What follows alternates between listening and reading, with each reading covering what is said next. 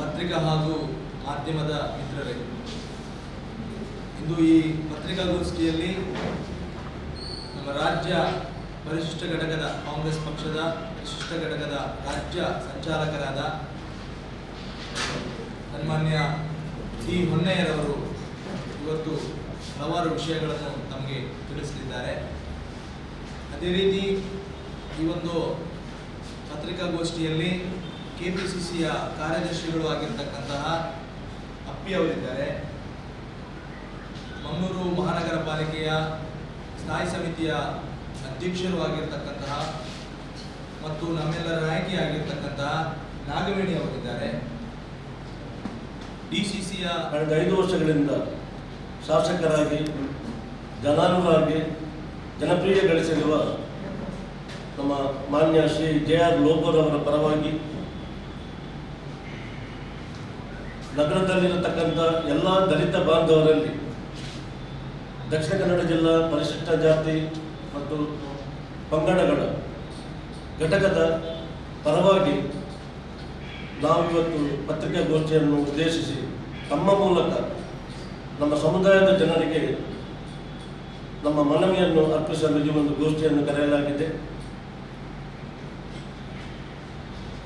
ಕಳೆದ 5 ವರ್ಷಗಳಿಂದ ಶಾಸಕರಾಗಿ ಸನ್ಮಾನ್ಯ JR ಲೋಬೋರ್ ಅವರು ಎಲ್ಲ ಜಾತಿ ಧರ್ಮಗಳ ಪರಭೇದವಿಲ್ಲದೆ ಎಲ್ಲರನ್ನು ಸಮಾನ ಚಿತ್ತರಾಗಿ ಎಲ್ಲ ವರ್ಗಗಳ ಸಮಾಜ ಮುಖಿಯಾಗಿ ಅವರು ಕೆಲಸಗಳನ್ನು ಮಾಡುತ್ತಾ ಜನಾನುರಾಗಿಯಾಗಿದ್ದಾರೆ.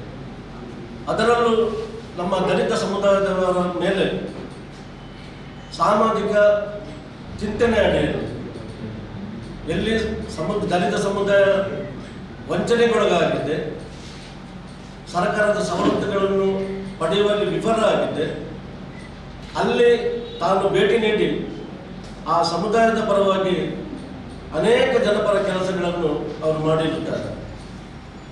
ಉದಾಹರಣೆಗೆ ನಮ್ಮ ದಲಿತ ಸಮುದಾಯದಲ್ಲಿರತಕ್ಕಂಥ ನಗರ ಪ್ರದೇಶದಲ್ಲಿರತಕ್ಕಂಥ ಎಲ್ಲ ದಲಿತ ಕಾಲೋನಿಗಳಲ್ಲಿ ಸಮುದಾಯ ಭವನವನ್ನು ರಚಿಸಿಕೊಡುವಲ್ಲಿ ಮಹತ್ತರ ಪಾತ್ರರಾಗಿದ್ದಾರೆ.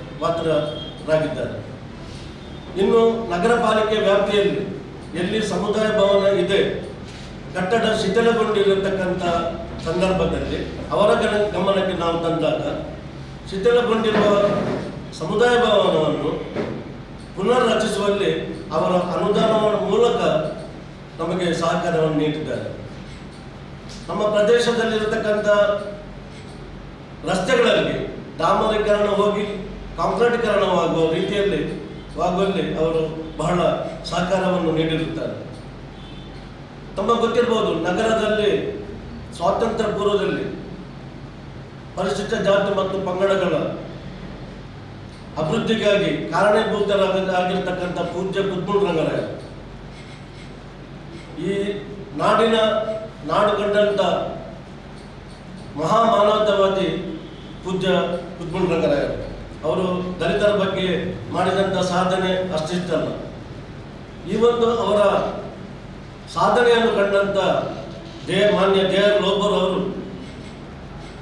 ಅತ್ತವರ ಬಾಬುಗುಡ್ಡದಲ್ಲಿರುವ ಅವರೇ ಸ್ವಾತಂತ್ರ್ಯ ಪೂರ್ವದಲ್ಲಿ ನಮ್ಮ ದಲಿತರಿಗಾಗಿ ಮೀಸಲಾಗಿಟ್ಟಂಥ ಸ್ಥಳದಲ್ಲಿ ಶಾಲೆಗಳನ್ನು ನಿರ್ಮಿಸಿ ಶಾಲೆಗಳಲ್ಲಿ ದಲಿತರೇ ಪಾಠವನ್ನು ಮಾಡುವ ಮೂಲಕ ನಮಗೆ ಪ್ರಾರಂಭಿಕ ಒಂದು ಶಿಕ್ಷಣವನ್ನು ಕೊಟ್ಟಂತಹ ಮಹಾನ್ ಚೇತನ ಪೂಜ್ಯ ಕುದ್ಮುಲ್ ರಂಗರಾಯ ಅವರ ಸವಿನೆನಪಿಗಾಗಿ ನಾವು ಮಾನ್ಯ ಶಾಸಕರಲ್ಲಿ ವಿನಂತಿಸಿಕೊಂಡಾಗ ಸುಮಾರು 3 ಕೋಟಿ ರೂಪಾಯಿ ವೆಚ್ಚದಲ್ಲಿ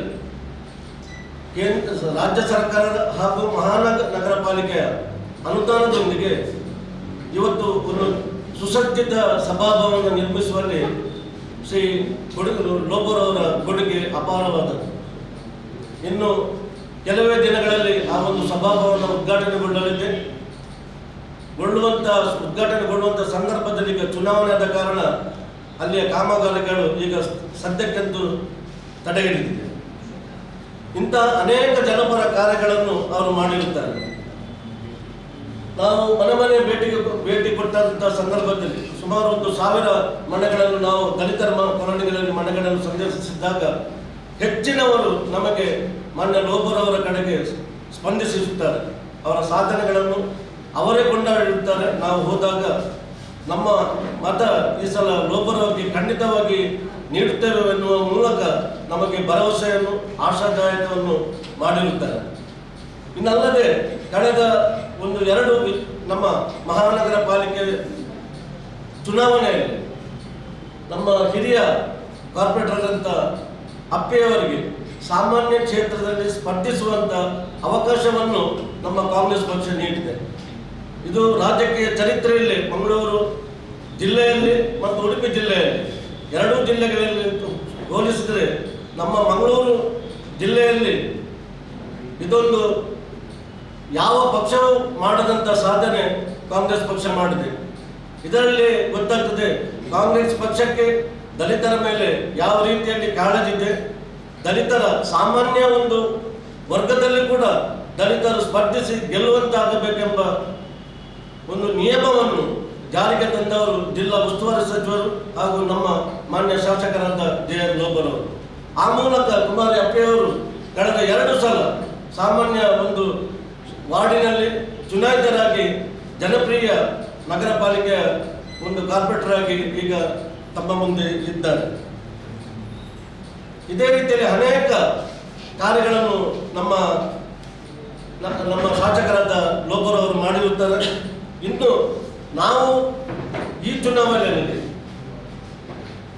ಮಂಗಳೂರು ನಗರ ವಿಧಾನಸಭಾ ಚುನಾವಣೆಯಲ್ಲಿ ಮತ್ತು ಕರ್ನಾಟಕ ವಿಧಾನಸಭಾ ಚುನಾವಣೆಯಲ್ಲಿ ದಲಿತರು ಯಾಕೆ ಕಾಂಗ್ರೆಸ್ ಪಕ್ಷಕ್ಕೆ ಮತವನ್ನು ನೀಡಬೇಕೆಂಬುದರ ಕುರಿತು ಒಂದು ಜಿಜ್ಞಾಸೆ ವಿಮರ್ಶೆ ಮಾಡುವಾಗ ಇತ್ತೀಚೆಗೆ ಕೇಂದ್ರ ಸರ್ಕಾರ ಕಳೆದ 3.5 ವರ್ಷಗಳಿಂದ ರಾಷ್ಟ್ರದ ಚುಕ್ಕಾಣಿಯನ್ನು ಹಿಡಿದಂಥ ಮಾನ್ಯ ಪ್ರಧಾನಿ ಮೋದಿಜಿಯವರ ಮೌನದಿಂದಾಗಿ ಎಲ್ಲಿ ಬಿಜೆಪಿ ಸರ್ಕಾರವಿದೆ ಅವರಿರುವಂಥ ರಾಜ್ಯಗಳಲ್ಲಿ ಅನೇಕ ಕಡೆಗಳಲ್ಲಿ ದಲಿತರ ಮೇಲೆ ದೌರ್ಜನ್ಯಗಳು ಆಗುತ್ತಲೇ ಇದೆ. ತಮ್ಮ ಪತ್ರಿಕಾ ಮಾಧ್ಯಮದ ಮೂಲಕ ದೃಶ್ಯ ಮಾಧ್ಯಮದ ಮೂಲಕ ನಾವು ದಿನಂಪ್ರತಿ ಒಂದು ವರದಿಯನ್ನು ದೇಶದ ಉದ್ದಗಲಕ್ಕೂ ಇದನ್ನು ನಾವು ದಲಿತರ ಮೇಲೆ, ಮಹಿಳೆಯರ ಮೇಲೆ ಅತ್ಯಾಚಾರ, ದಲಿತರ ಮೇಲೆ ದೌರ್ಜನ್ಯ ಇಂಥ ಅನೇಕ ಘಟನೆಗಳನ್ನು ನಾವು ನೋಡುತ್ತಾ ಇದ್ದೇವೆ. ಆದರೆ ದೇಶದ ಪ್ರಧಾನಿ ಇದರ ಬಗ್ಗೆ ಮೌನಂ ಸಮ್ಮತಿ ಲಕ್ಷಣಂ ಎಂಬ ರೀತಿಯಲ್ಲಿ ತಮ್ಮ ಸಮ್ಮತಿಯನ್ನು ತೋರಿಸ್ತಾರೋ ಎಂಬ ಗುಮಾನಿ ನಮ್ಮ ಮೇಲೆ ಆಗಿದೆ. ಈ ರೀತಿಯಲ್ಲಿ ಒಬ್ಬ ದೇಶದ ಪ್ರಧಾನಿ ದಲಿತರ ಮೇಲೆ ಆಗುವಂಥ ದೌರ್ಜನ್ಯವನ್ನು ಖಂಡಿಸುವ ಬದಲು ಆ ರಾಜ್ಯದ ಮುಖ್ಯಮಂತ್ರಿಗೆ, ಮುಖ್ಯ ಕಾರ್ಯದರ್ಶಿಗೆ ಸೂಕ್ತ ಒಂದು ನಿರ್ದೇಶನ ನೀಡುವ ಬದಲು ತನ್ನ ಮೌನವನ್ನು ಸೂಚಿಸುವುದು ಯಾಕೆ ಎಂಬುದರ ಬಗ್ಗೆ ಪ್ರಧಾನಿಯವರು ಸಮಸ್ತ ದಲಿತರಿಗೆ ತಿಳಿಯ ಹೇಳಬೇಕಾಗಿದೆ. ಇನ್ನೊಂದು ವಿಚಾರ ಏನಂದ್ರೆ, ದೇಶದ ಸಂವಿಧಾನದ ವಿಚಾರವಾಗಿ ನಾವು ನೋಡುವಾಗ ಕಳೆದ 60 ವರ್ಷಗಳಿಂದ ಈ ದೇಶದ ಚುಕ್ಕಾಣಿ ಹಿಡಿದಂಥ ಕಾಂಗ್ರೆಸ್ ಪಕ್ಷ ಅನೇಕ ಜನಪರ ಯೋಜನೆಗಳನ್ನು ಜಾರಿಗೆ ತಂದಿದ್ದರು. ಸಂವಿಧಾನಕ್ಕೆ ಜನಪರ ಯೋಜನೆ ತರುವಲ್ಲಿ ತೊಡಕಾಗಿದ್ದಂಥ ಸಂದರ್ಭದಲ್ಲಿ ಸಂವಿಧಾನಕ್ಕೆ ತಿದ್ದುಪಡಿಯನ್ನು ತಂದಿದೆ ವಿನಃ ಸಂವಿಧಾನವನ್ನು ಬದಲಿಸುವಂಥ ಯಾವುದೇ ಹೇಳಿಕೆಗಳನ್ನು ಕೇಂದ್ರ ಸರ್ಕಾರದ ಮಂತ್ರಿಗಳು ಆಗಲಿ ಅಥವಾ ರಾಜ್ಯ ಸರ್ಕಾರದ ಮಂತ್ರಿಗಳಾಗಲಿ ನೀಡಿಲ್ಲ. ಆದರೆ ತಾವು ಇತ್ತೀಚೆಗೆ ಗಮನಿಸಿರಬಹುದು, ನಮ್ಮ ರಾಷ್ಟ್ರದ ಒಬ್ಬ ಕೇಂದ್ರ ಸಚಿವ ನಾವು ಬಂದಿರುವುದೇ ಈ ದೇಶದ ಸಂವಿಧಾನವನ್ನು ಬದಲಿಸಲು ಎಂಬ ಒಂದು ಮಾತನ್ನು ಹೇಳಿರುವುದು ಇದು ನಿಜವಾಗಿ ಡಾಕ್ಟರ್ ಬಾಬಾ ಸಾಹೇಬ್ ಅಂಬೇಡ್ಕರ್ ಅವರು ಬರೆದಂತಹ ಪ್ರಪಂಚದ ಅತ್ಯುನ್ನತ